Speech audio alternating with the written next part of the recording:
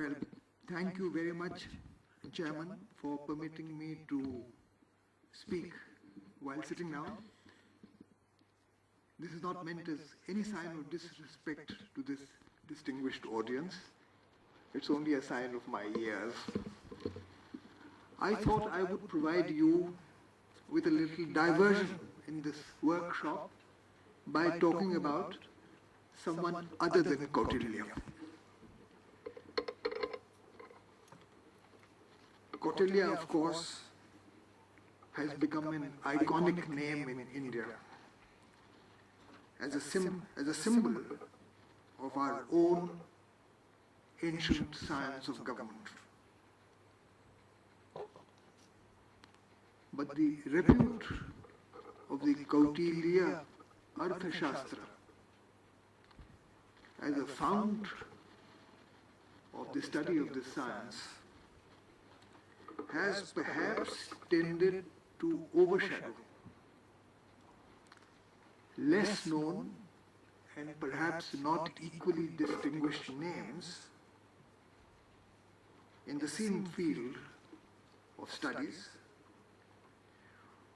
other works which also form part of our rich traditional literature on government and policy, which as a whole is generally categorized with the Sanskrit word Neeti, or guidance and political wisdom. Kautilya's Arthashastra itself begins with a statement that it was prepared after reviewing Arthashastras taught by earlier teachers. While any such earlier texts have yet to be definitely identified, those of several Neeti works which follow Kautilya's classic are well known and readily available. At least 13 of them have been detailed by Winternitz in his well-known history. And if anyone likes, I'd be glad to give a list of them. They stretch over 1,000 years, from about the 8th to the 18th centuries, and across venues ranging from Kerala to Kashmir and from Gujarat to Bihar. It would thus appear that the composition and study of Neeti literature in Sanskrit has a long history in this country. Some of these works may be of variable quality, but at least some of them, I think, are significant enough to deserve more attention than they have so far received. One such work, to which I am glad that the previous speaker gave a passing reference at the end of his discourse, is the Nitisara of Kamandaki. Let me begin with a personal note about how I came to know about it. It was perhaps the result of a conjunction between my own experience in diplomacy and a more recent interest in translating Sanskrit classics. I first read about Kamandaki while translating the Dashakumara Charitam of Dandin. In his description of the education of a prince, Dandin includes in his list of books the works of both Kautilya and Kamandaki. Writing at another place on the elements of governance, he uses language which has been put into context by his commentator with a quote from the Neetisara. Later on, while translating the Hitopadesh of Narayan, I discovered that this work quotes nearly 90 verses from the Neetisara, mainly on political theory, about which we have heard learned disquisitions already, including 20 verses which described 16 types of peace treaties. Well, this led me eventually to the Nitisara itself.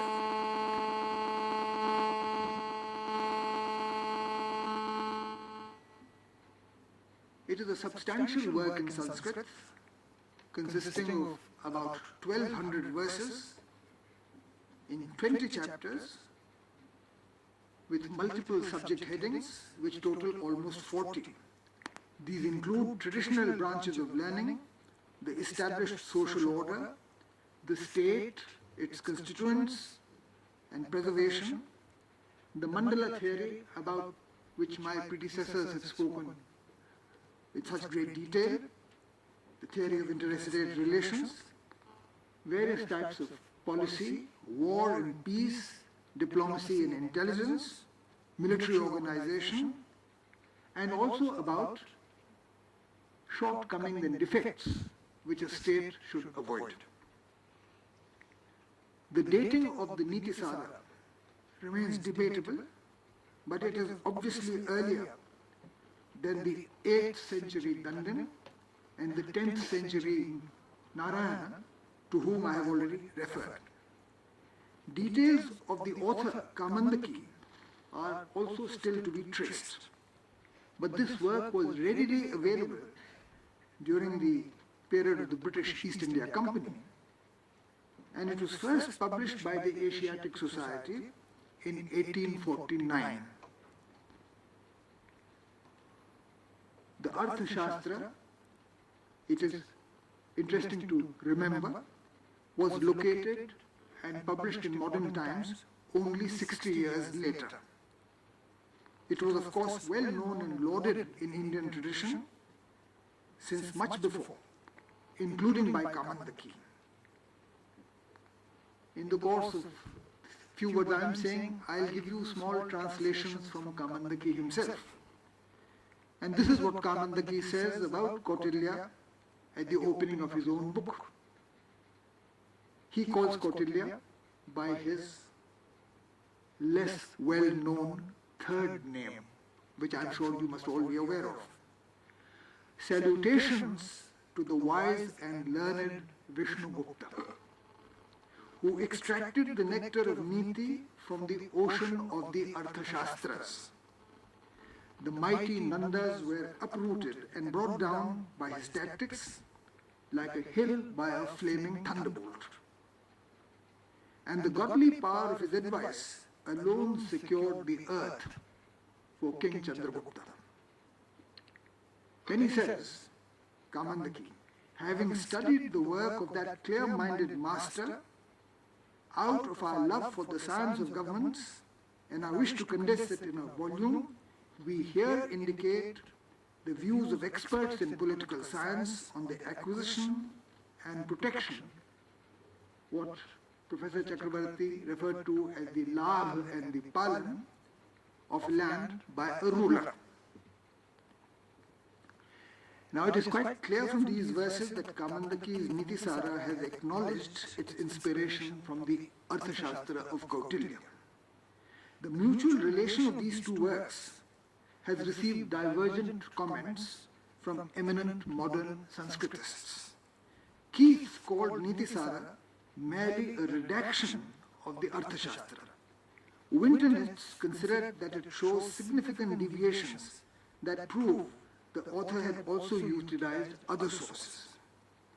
A comparative analysis of the two texts and of some other subsequent to them could perhaps be a project for due consideration by this or other workshops.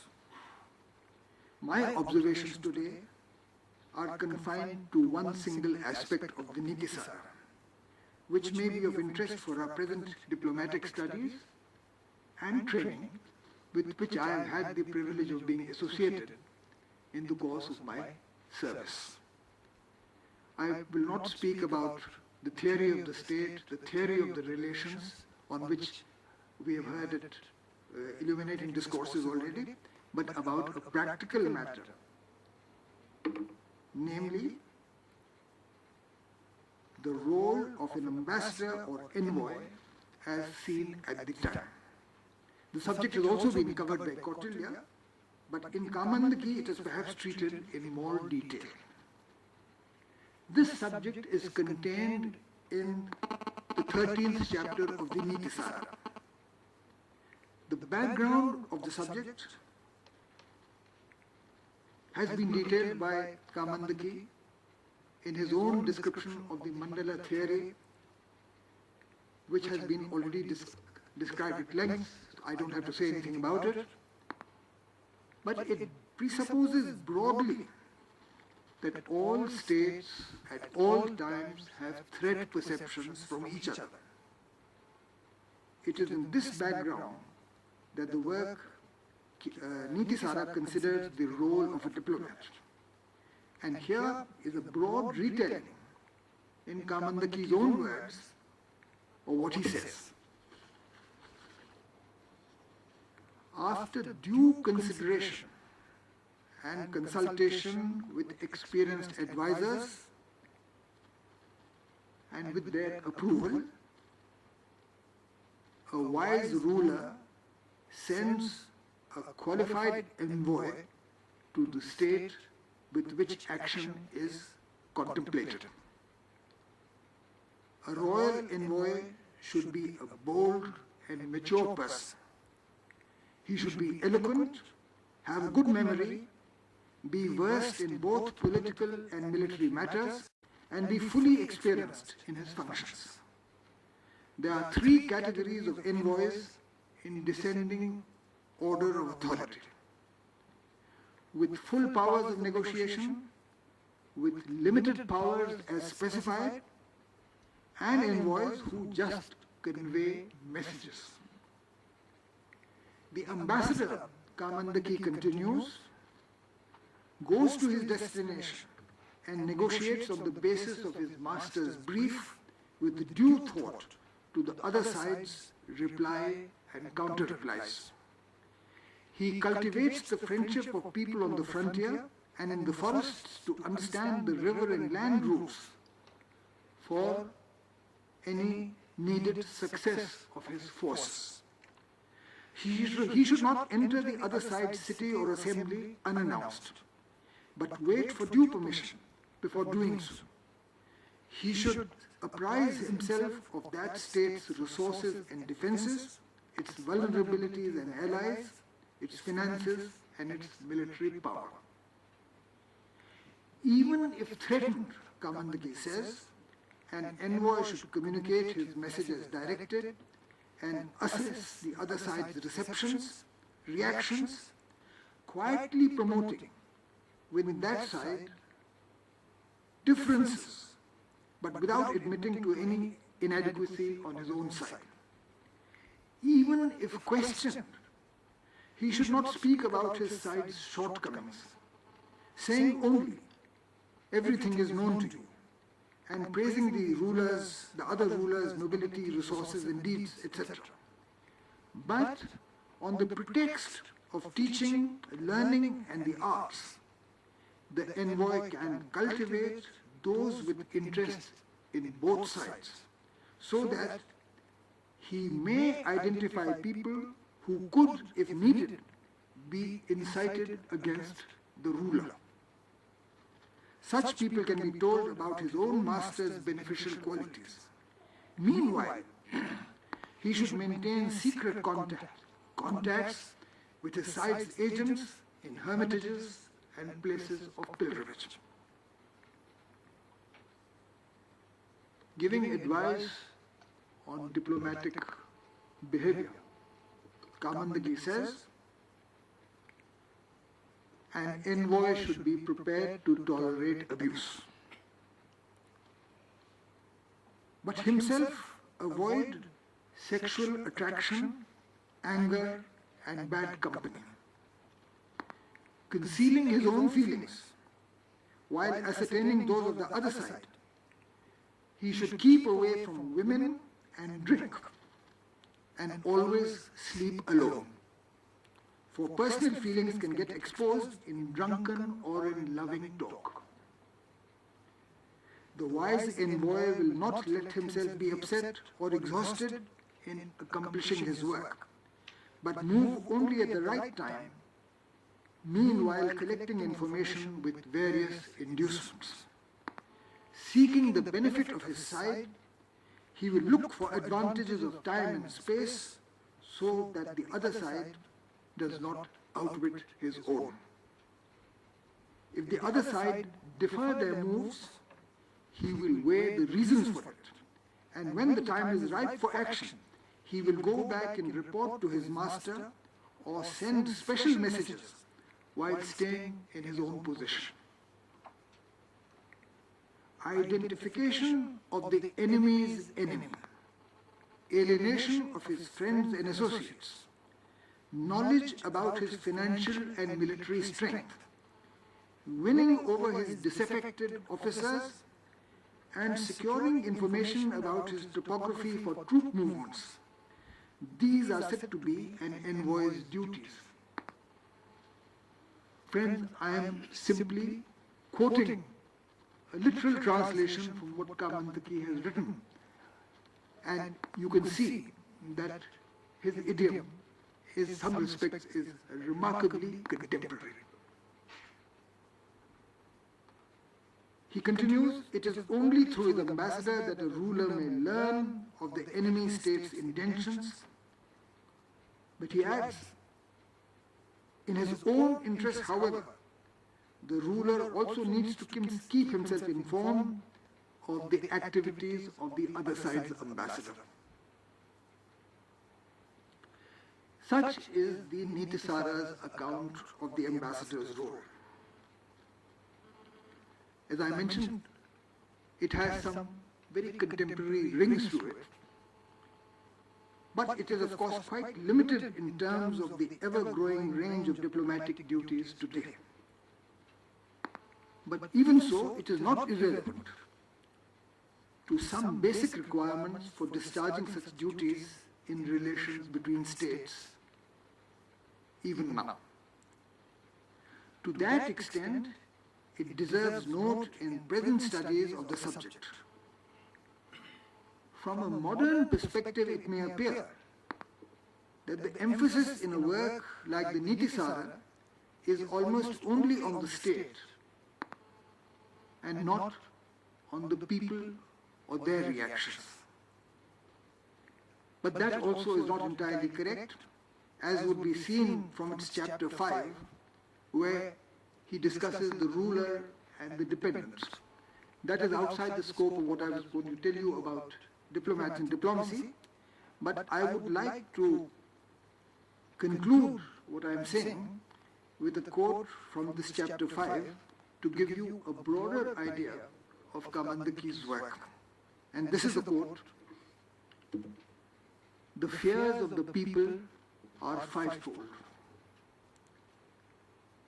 From their government officials, from criminals, from external enemies, from those dear to their ruler, and from the ruler's own greed.